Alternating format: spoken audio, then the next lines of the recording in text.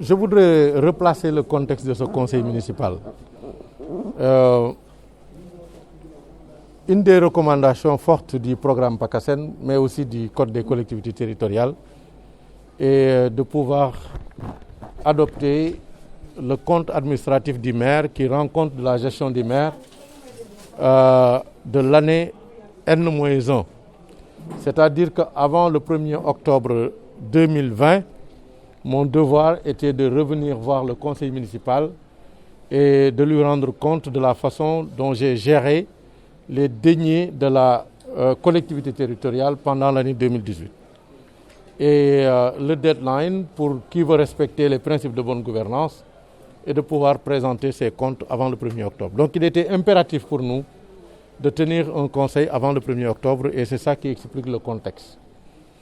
Compte tenu maintenant du fait qu'avec la crise liée à la Covid, nous n'avons pas pu tenir le conseil municipal depuis le mois de février-mars, nous avons profité de cette session ordinaire pour évoquer d'autres questions d'importance qui ressortent de la compétence du conseil municipal.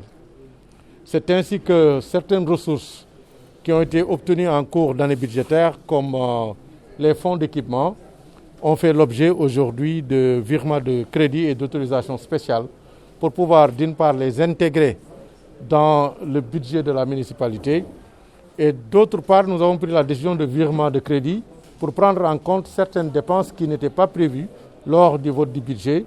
Je donne l'exemple d'une participation que nous devons faire dans le cadre d'un partenariat avec la ville de Mantes-la-Jolie, partenariat qui est financé conjointement par la France et le Sénégal dans ce qu'il est convenu d'appeler le dispositif conjoint, mais projet qui exige de nous une certaine participation. Donc il était de notre devoir de demander l'autorisation du Conseil de virer des crédits vers ce projet-là pour pouvoir le réaliser.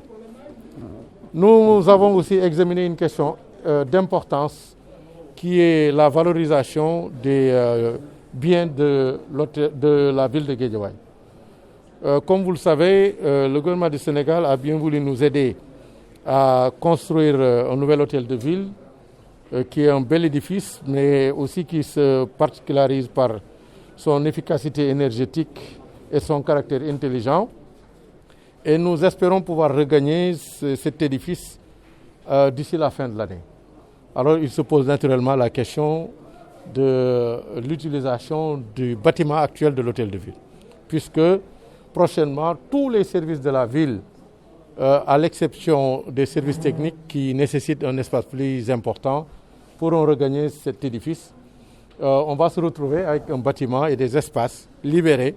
Et il était important, en tant que maire, que je vienne solliciter l'approbation du conseil municipal pour pouvoir les valoriser à travers la location, donc le bail, ou à travers des partenariats publics-privés. D'ailleurs, je dois rappeler que l'article 106 du Code des collectivités territoriales me donne en tant que maire toute la prérogative de louer les biens de la mairie, de la ville de Guédiawaye. Et donc ça c'est le code, mais nonobstant cela, j'ai pris sur moi d'informer et de solliciter le soutien du conseil municipal, ce que nous avons eu.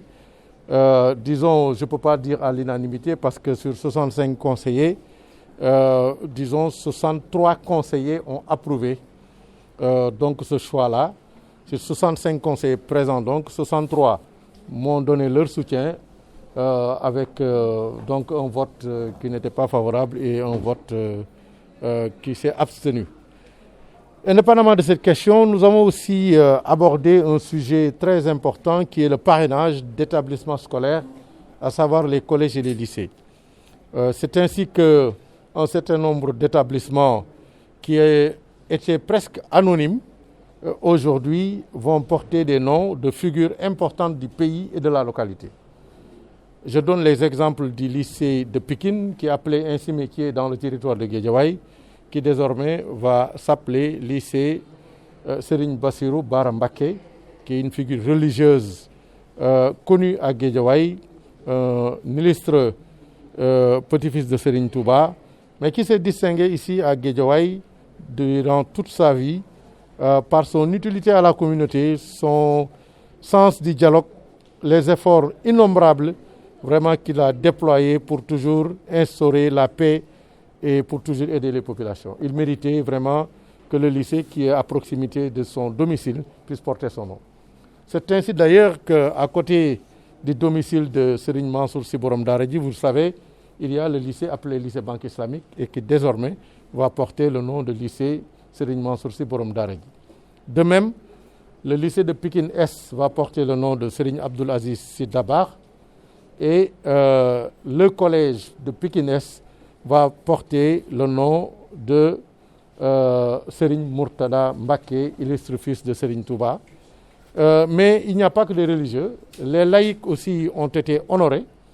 C'est ainsi que le collège, le CM de Darou Salam va porter le nom de son Excellence le président Macky Sall.